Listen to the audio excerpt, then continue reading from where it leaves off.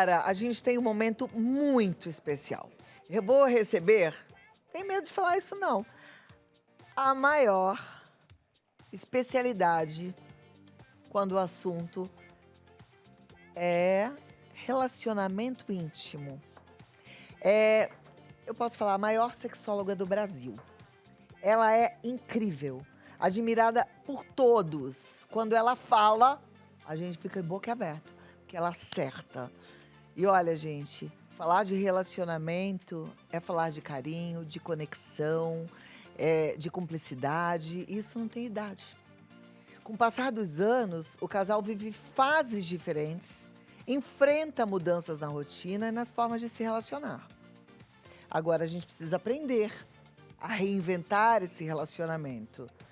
E aí, sem abrir mão do companheirismo, do afeto, mas também da intimidade.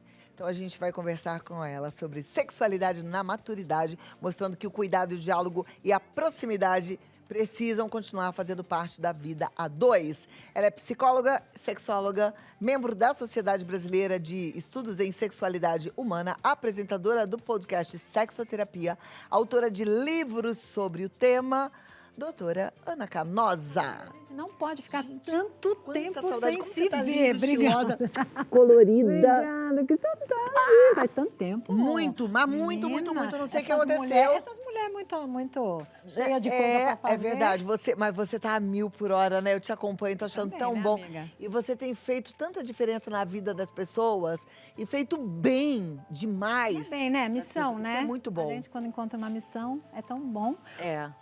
Livro novo. Novo no forno pra você. Olha que coisa linda. Sexualidade Descomplicada. É um livro que eu escrevi com uma colega, a Graziele, e ele é bem, sabe, beabá. Fala sobre a questão reprodutiva, fala sobre como a mente da gente atrapalha a questão sexual, resposta sexual, transtornos, Aliás, a mente, né? Olha. a mente. Vou falar um pouco sobre isso hoje. Mas a Ana sugeriu pra gente um filme que é o máximo. E a gente vai ver um trechinho agora. Depois você assiste tudo, mas pode colocar aí na tela cheia. Vamos juntos. Kay e Arnold, estou feliz que estejam aqui. Pelo menos alguém está. Então, Arnold, eu vejo que a terapia intensiva não foi ideia sua. Não? Você quis vir? Sim. Tudo bem. E você, Arnold? Achei que ela estava doida. Não temos o mesmo poder aquisitivo dos outros pacientes. Acho que não há nada de errado. Mesmo que tivéssemos, com todo respeito, eu não vejo motivo para isso. Acho que não há nada de errado com o seu casamento? Bom, eu sou casado com ela há 31 anos, não é? Não é perfeito. Mas, na sua opinião, está bom assim? Mas você quis vir. Você persuadiu o Arnold? Não, eu quero dizer, eu paguei por tudo. Com meu próprio dinheiro, minhas economias. Então isso é muito importante para você. Diga-me por quê. Eu quero ter um casamento de novo. De novo? Se Eu nós não- não temos um casamento, eu não sei quem tem. Arnold, deixa a Kay falar e você comenta depois, tá bom? Tá bom, ótimo. De novo. Arnold costumava me tocar. Ah, Deus. Não só... Você sabe... Mas ele me tocava no braço, no meu ombro, só pra... Sabe, eu não sei, porque ele queria. E agora ele não toca. E isso incomoda você? Você toca ele? Não exatamente. Ele não gosta. Ela está certa, Arnold. Gosta quando ela toca em você? Eu não sei. Você não sabe? Eu não penso nisso. Tudo bem.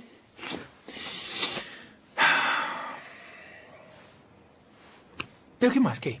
Bom, parece que vivemos juntos na casa como dois trabalhadores que dividem o mesmo quarto. Só que não estamos no mesmo quarto, mas parece que não há nada que nos mantém juntos a não ser a casa. Nada nos exceto- mantém juntos, exceto 31 anos de Do que, Arnold? casamento. O que essa palavra significa para você? Significa que eu tenho uma certidão e que pago todas as contas, sem falar nos nossos dois. Isso. Você perdeu a cabeça mesmo. Olha, vamos manter essa conversa positiva e descritiva. Ok? Por favor, continue.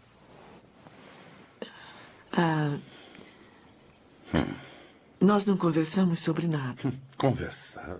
O que eu não sei sobre você? Sobre a Aileen e as saias que ela comprou? Ou se ela devolveu o colar que comprou nas férias? Não, o que eu quero dizer é que eu não... Eu não falo pro Arnold como eu me sinto sobre nada. E eu não sei como ele se sente sobre nada. Eu também. vou dizer como me sinto. Eu odiei. Ótimo. Isso é bom. É, bom pra você. Quanto mais brigamos, mais dinheiro pagamos pra você nos reconciliar. Deus do céu. Vocês são piores que advogados. Eu entendo como se sente. É? Os dois vieram aqui tentar resgatar a intimidade no casamento. Então esse será o objetivo das nossas sessões juntos. Achar formas de comunicar suas necessidades um ao outro, cultivar a intimidade e desenvolver meios para manter essa intimidade fluindo. O primeiro passo para reconstruir um casamento é eliminar algumas das cicatrizes que se acumularam durante os anos. Pode ser muito doloroso, mas vale a pena. Eu gosto de pensar na metáfora de quando você tem um desvio de septo e não consegue respirar, temos que quebrar o nariz para consertá-lo.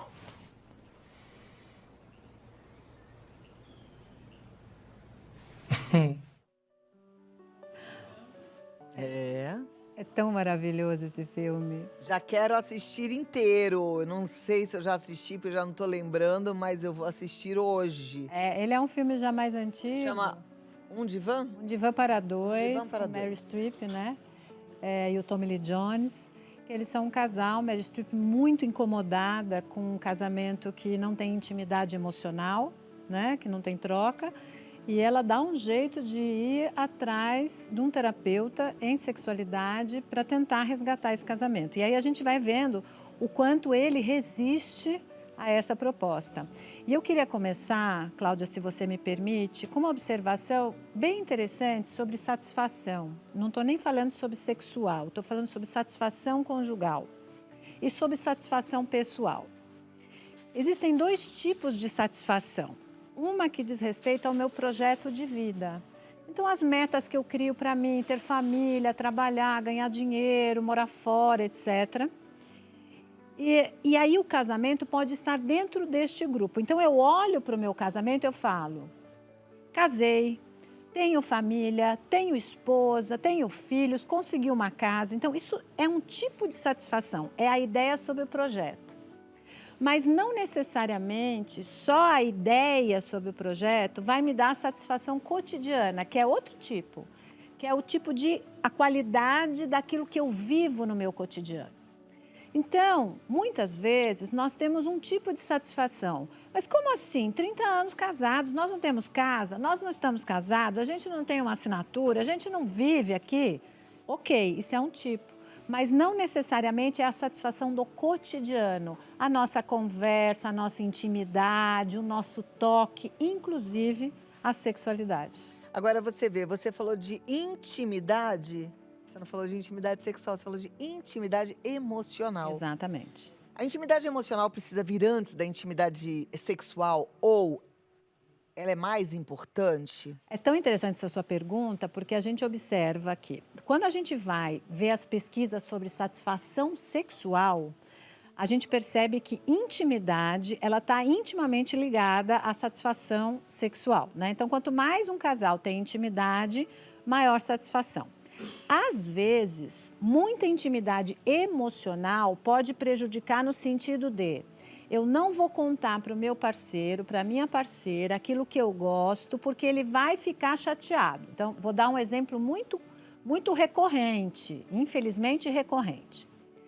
Em relações heterossexuais, às vezes as mulheres levam mais tempo, ou muitas vezes, mais tempo para chegar ao orgasmo do que os homens. Isso faz parte da resposta sexual de pessoas com pênis e pessoas com vulva e vagina. Muito bem. E muitas vezes as mulheres têm Medo de chatear o seu parceiro para dizer, olha, eu não tive orgasmo, ou não é exatamente desta maneira que eu me excito, porque coitadinho vai ficar chateado. Então, aí é o medo de deixar de ser amada, o medo de incomodar, essa intimidade emocional atrapalhando a intimidade sexual. Mas, de modo geral, quem treina a intimidade emocional, eu posso falar sobre o que eu sinto, eu posso falar sobre se eu não estou satisfeita, eu posso falar sobre os meus incômodos, meus medos, minhas alegrias. Normalmente, quem treina isso na relação chega melhor na intimidade sexual também. Perfeito. Nesse trecho do filme, chamou a minha atenção, ela falando assim, ele não toca o meu braço, ele não toca... E outro dia no camarim, estava conversando com uma colega de trabalho e a gente estava falando sobre esses casamentos longevos, o meu é de 36 anos, o dela um pouco menos. A gente falando da necessidade humana de receber carinho sem a intenção de. Isso.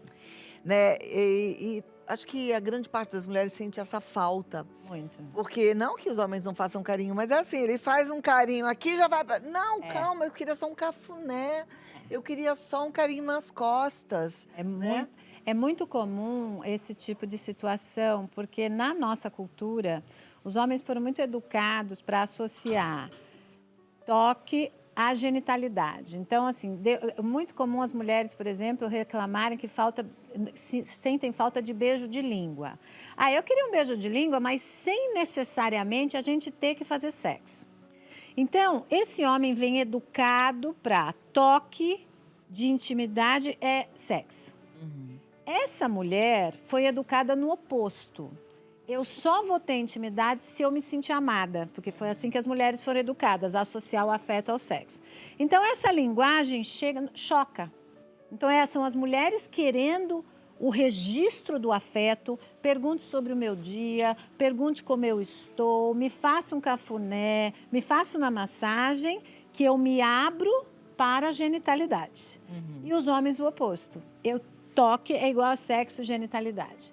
Então, o casal precisa entender que a sexualidade ela é mais ampla do que só a genitalidade. Muitas vezes, na maturidade, inclusive, as pessoas não fazem mais sexo, por exemplo, penetrativo, a depender da idade, a depender das condições genitais, né? Mas o sexo continua no abraço, no beijo, no toque. Então, a gente precisa mas muitas vezes, isso. conversando com telespectadoras mais idosas, elas se queixam disso, porque como o homem faz essa relação, ele acaba se afastando.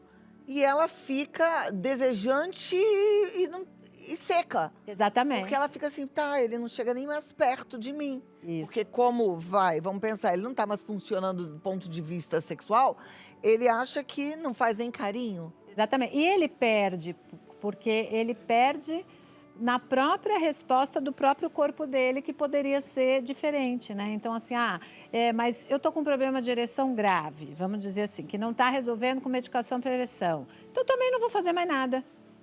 Mas e o restante?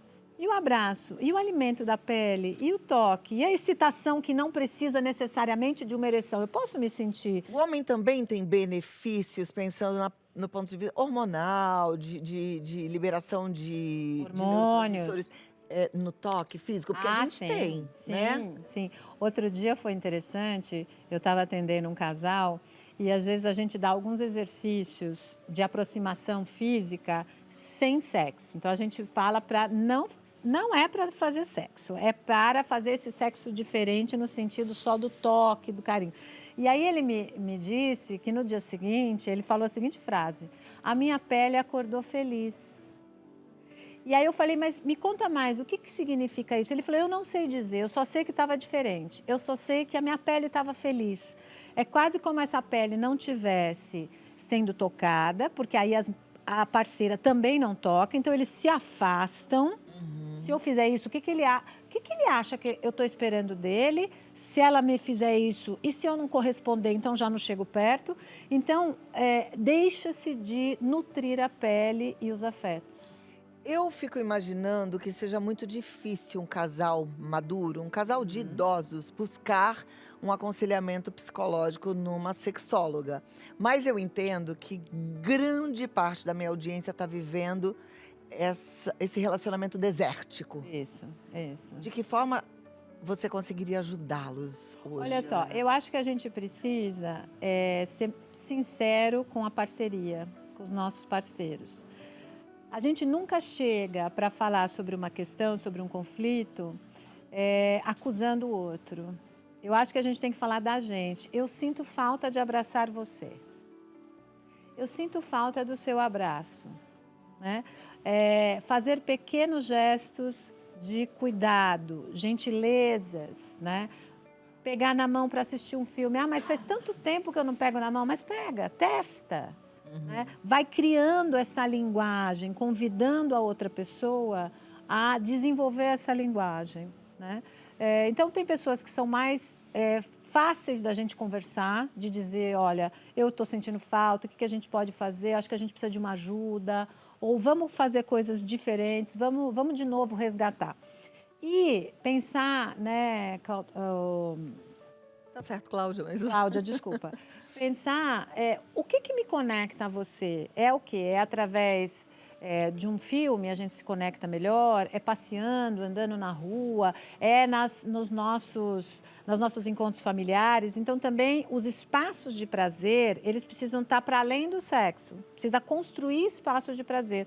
Porque, muitas vezes, o casal está no modo dever. Pagar a conta... dever com o neto, dever com o filho, fazer não sei o quê, cuidar da casa, fazer comida, pagar com não sei o quê, trabalhar. A gente fica ligada no modo dever. E o modo prazer? E o modo satisfação? O descanso, o cinema, a caminhada, a conversa com amigos e amigas. Então, assim, primeira pergunta é, você está se disponibilizando para o modo prazer? Sua parceria está? Então, eu acho que também é um caminho, sabe? Começar a ampliar os espaços de prazer do casal. A mulher fazer esse movimento, de alguma forma, é uma forçação de barra em relação a... Pensando em dois senhores idosos, tipo, tá querendo um carinho. Aquilo que a gente faz. Faz um cafuné.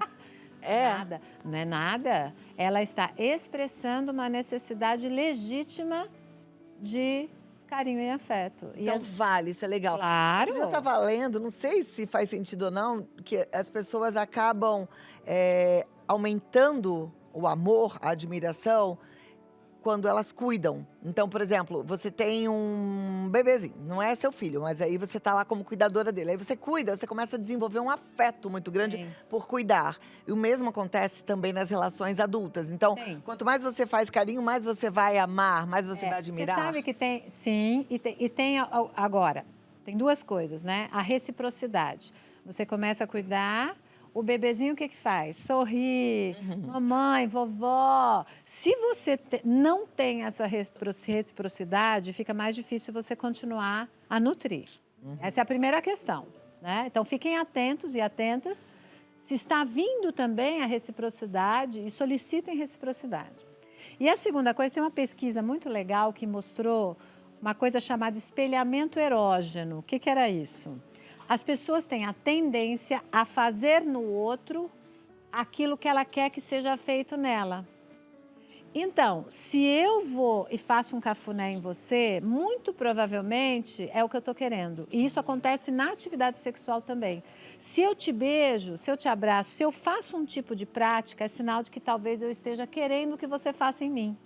Casais muito longevos, que têm sintonia, fazem esse tipo de coisa. Então, fiquem atentos e atentas. Se você tem um parceiro, uma parceira que te faz um cafuné, provavelmente está pedindo que você faça também. Bom, eu volto e meia faço no Rio, doida para receber um cafuné também. Tomara que ele esteja assistindo e aí é hoje que vai Olha receber aqui! Como eu gosto do cafuné, Você gente. gosta, é? Eu fui criada no cafuné. Eu deitava no colo da minha mãe todas as noites e ela me fazia Então. dormir fazendo cafuné, assistindo o Jornal Nacional com meu pai, né? O meu marido, ele é assim, ele adora toque, cafuné, coisa nas costas. Mas aqui tem uma coisa interessante da diferença das pessoas, porque a educação familiar, tem famílias que educam seus filhos e filhas corporalmente, que é aquela mãe que fala: beijo, eu te amo, abraça, beija, e vai, coloca. Esse pai que faz isso. Então, o que que faz? Ajuda a sensibilizar essa pele e permitir que isso aconteça. Tem famílias que são mais áridas no sentido do toque. Não que elas não amem, que elas não... mas elas não sabem. Às vezes isso é cultural. Você pega algumas famílias orientais, por exemplo, onde o afeto ele é passado de outro jeito, né? De outra comunicação, e não a comunicação toque. Então, também a gente precisa entender se a sua parceria foi educada assim ou não, né? Como é que ela pode ser convidada a experimentar isso, mas sem que a gente crie grandes expectativas e tente entender como é que a manifestação de afeto dela se processa. Porque às vezes eu fico esperando que o outro me ame de um jeito e ele ama de outro. Entender o jeito do amor é importantíssimo. A gente já falou Exatamente. aqui de linguagem de amor, inclusive, né? E eu estava falando da gente fazer no outro aquilo que a gente gostaria. Tem que tomar só cuidado pra gente não resolver amar por dois, né? Exatamente. Tem muita mulher que passa uma vida amando por dois. E aí fica se sentindo muito frustrada, né? Porque não sente essa nutrição de volta. Eu acho que combina muito, né, com o assunto da entrevista, né? Uma preocupação um com o outro que a gente tem que nutrir sempre no casamento. É isso que eu procuro fazer na minha casa. Perfeito, André Molineiro. Estava falando isso agora com a Ana Canosa. Tem tempo que você não pergunta como vai você? Mas perguntar com interesse real de ouvir e validar e acolher. Um como vai você em que você receba a resposta sem achar que é uma cobrança. E você responder do seu coração, sem acusação. Bom exercício. Daqui a pouco a gente volta para perguntas e respostas, Vamos tá bom? lá. Vamos lá, gente. Vamos agora para aquele momento de perguntas e respostas. André, fica a postos aí, André, porque a gente vai pedir música para deixar Vamos esse pedir clima música. mais romântico. É isso aí. Não? A primeira é da Fátima e ela diz assim: meu marido, depois que operou da próstata, ficou deprimido por não ter mais ereção. Como posso fazer para ele entender que sexo não é tudo na relação? Eu acho que precisa haver uma mudança mesmo, uma desconstrução sobre a questão da sexualidade, né? No caso do homem que faz uma prostatectomia, primeiro tem um tempo, né? Normalmente a gente dá 1 ano para que essa ereção possa voltar. Então, talvez, se ele foi recém-operado, precisa ter ali também um pouco de calma para que essa recuperação possa acontecer. Segundo, que ele pode usar também algumas medicações para a ereção, assim como fazer fisioterapia pélvica. Olha, homens, fisioterapia pélvica não é só para mulheres, principalmente para homens que tiveram a retirada de próstata, é muito importante para manter a musculatura ali, né, e os corpos cavernosos sempre com circulação. E ela também pode se aproximar dele, né, oferecendo outras possibilidades, né? Abraçar, ele vai falar: não, mas eu só quero te abraçar, eu quero que você me dê um beijo, eu não estou preocupada com a sua ereção. Então, tentar reconfortá-lo, de mostrar que ela também precisa do carinho e do toque e que não necessariamente ela está em busca de uma penetração. Mas é difícil porque a cabeça do homem deve ficar muito abalada, difícil, né? muito difícil, né? Porque essa construção cultural em cima da sexualidade masculina é sempre em cima de uma ereção, infelizmente. Então, é algo que a gente precisa desconstruir mesmo. E precisa, gente, e muito um papel até das mães na primeira infância, porque desde pequenininho é uma valorização, né, da ereção. Muito do tamanho do pênis, da ereção. E eu queria também reforçar que o orgasmo, né, a partir da excitação que a gente tem no pênis, não necessariamente ele só é conseguido a partir de um pênis ereto. Homens que não estão com uma ereção 100%, então tem aquela ereção 50%, 40%, conseguem, a partir da estimulação, sentir orgasmo. E mesmo que não ejaculem, porque é bom lembrar, né, que a próstata, qual é a função dela? É a produção ali do líquido que leva o espermatozoide ali pelo canal da uretra. Então, quando eu tiro a próstata, o que vai acontecer é que aquele líquido ejaculado não vai ter mais líquido. O que não significa que o orgasmo, a sensação de prazer não vai acontecer. Então, a gente tem o que a gente chama de uma ejaculação seca. Então, ele retirou a próstata, ele vai ter o prazer, a sensação de prazer orgástica, né? Mas sem o líquido ejaculado. Então, tanto é possível sentir orgasmo com um pênis que não está 100% ereto, quanto sentir orgasmo mesmo que não ejacule. Olha, informação importante, nem todo médico fala isso pro Exatamente. paciente. Muitos homens, inclusive, deprimem por conta disso. Não em relações. perguntam. Não perguntam, porque também tem o machismo, que eu não vou perguntar. E a relação fica horrível, né? Vai pro brejo. E por isso é que a gente tem ouvido também muito de divórcio grisalho. Exatamente. Gente, informação é tudo. Como Ana Canosa é necessária, né? Eu amo. É isso, né, amiga? A gente precisa, porque precisa ter uma função na vida, né? Quando a gente já não está trabalhando tanto, quando não tem filhos pequenos, que você tem aquele espaço que você pode criar, por que não recriar esse casamento? Como no filme, que ela fala, eu não tenho um casamento. Porque para ela, casamento é partilha, é compartilhar afetos, é ter espaços de prazer. E para ele, modo do dever, né? Ó, já fiz aqui, ó, projeto, família, já tenho casamento. Só que não é esse significado para ela. E a gente passa tanto tempo num casamento, num novo modelo, sem os filhos, né? Os meus filhos já casaram faz tempo. Eu me sinto na metade da vida. Daqui eu tenho a metade da vida. Eu e o Ricardo, exatamente. sem filhos. É outro formato. É outro rolê, né? O que a gente vai querer? Quais são nossos projetos? Como é que a gente vai querer envelhecer? Tem que reinventar, não tem Tem que jeito. reinventar, tem que reinventar. Sueli Aparecida, tenho 72 anos e meu marido perdeu completamente o interesse por sexo depois da aposentadoria. Ok. Eu ainda tenho desejo, mas fico com vergonha de tocar no assunto. O que posso fazer? Sueli, de novo, né? Vamos enfrentar essa vergonha, né? Eu entendo, acho que está acontecendo com o seu parceiro. É muito comum com homens desta geração, né? Que aprenderam o quê? O que é ser homem? Trabalhar, ganhar dinheiro, ter ereção e pronto. Aí para de trabalhar, acabou. Porque, inclusive, os homens dessa geração não construíram afetos para fora do trabalho. Os amigos, cadê os amigos desse parceiro, né? Quais são as atividades esportivas que ele pode fazer? Então, além de você demonstrar a ele outras possibilidades de prazer, que não só ficar em casa lastimando que não está mais trabalhando, mas falar para ele que você sente falta dele, sinto falta dos nossos abraços. Uma possibilidade, que eu também vou dar uma dica, é recuperar, por exemplo, fotos antigas. Pega um dia, pega aqueles álbuns de fotografia desde o início, conversa com ele, começa a mostrar, tenta fazer com que ele recupere um pouco a memória das possibilidades de prazer. Talvez isso traga ele um pouco para perto, sabe? E aí dizer para ele, sinto falta de você me abraçar. Sinto falta da gente fazer outras coisas boas. Uma vez você veio aqui, você falou uma coisa que eu nunca mais esqueci, que é do projeto Juntos, né? De fazer algo juntos, que pode ser um curso, pode ser uma atividade, pode ser um hobby, mas algo junto. Exatamente. Então, pode ser um curso de culinária, caminhar. Vou dar outra dica. Acho que já dei isso aqui há muito tempo atrás. Uma dica boa. Assuntos mais delicados, que a gente acha que tem uma tensão. Às vezes é interessante a gente falar lado a lado e não de frente. O de frente provoca uma certa tensão.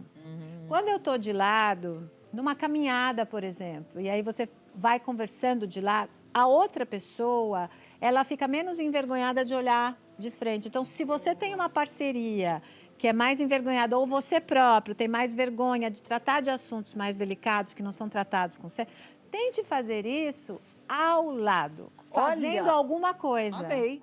Vamos dar uma caminhada e no meio do caminho você começa a sabe conversar. Outra coisa, sabe que fulano de tal me falou tal coisa? Então também às vezes puxar o assunto por um exemplo, por alguém que falou, olha, eu vi um filme, ou eu vi lá no programa da Cláudia, uma terapeuta falando, me lembrei da gente, lado a lado.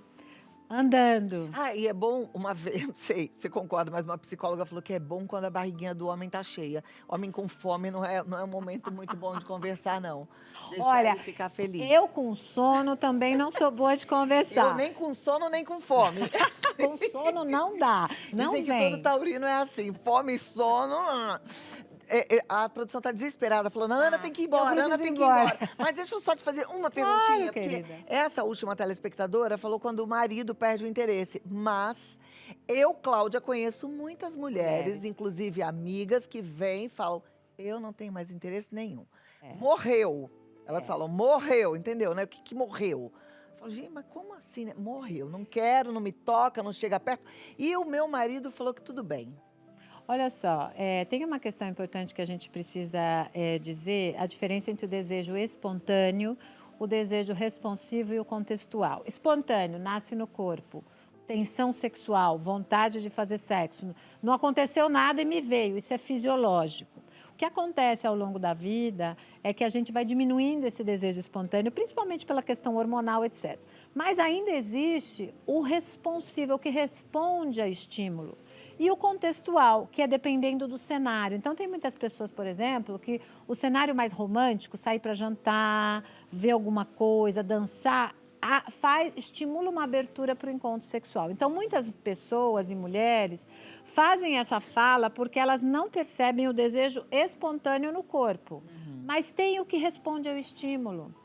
A gente não precisa simplesmente abandonar a atividade sexual só porque não tem mais desejo espontâneo no corpo. Aí eu fico achando que é um erro falar uma coisa dessas pro parceiro, porque muitas vezes ele vai desanimar total, vai falar, deixa eu falar, eu não vou nem procurar, porque ela não gosta mais, e aí não vai ter nem a chance de ter o responsivo. E aí, gente, eu acho que é importante assim, se um está insatisfeito, esse é o problema, já é um problema do casal.